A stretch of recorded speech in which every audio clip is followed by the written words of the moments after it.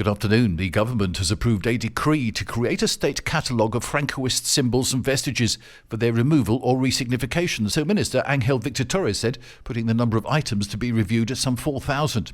At a press conference after the Council of Ministers meeting yesterday, he stressed that any vestige that is susceptible to being removed may be subject to the procedure established by law.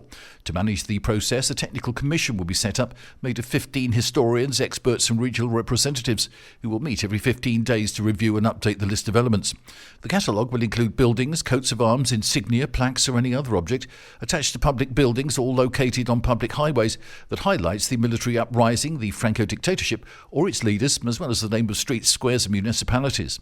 The creation of the technical commission will allow elements to be added to the catalogue as requests arrive. We continue to develop the law of democratic memory, the minister said. Spain's Supreme Court yesterday ordered the provisional release from jail of a former senior official in the ruling Socialist Party, citing a reduced risk of evidence tampering amid an ongoing corruption investigation.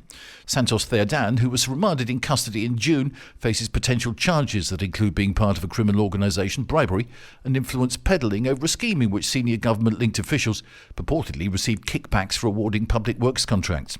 The Cerdan case is the most serious in a series of scandals, dogging the socialist-led left-wing minority government that forced Prime Minister Pedro Sanchez to apologise back in June and fend off calls from opponents for a snap election. In a separate case, anti-graft prosecutors said they were seeking 24 years imprisonment for Cerdan's predecessor as the Socialist Party's organisational secretary, former Transport Minister José Luis Ábalos.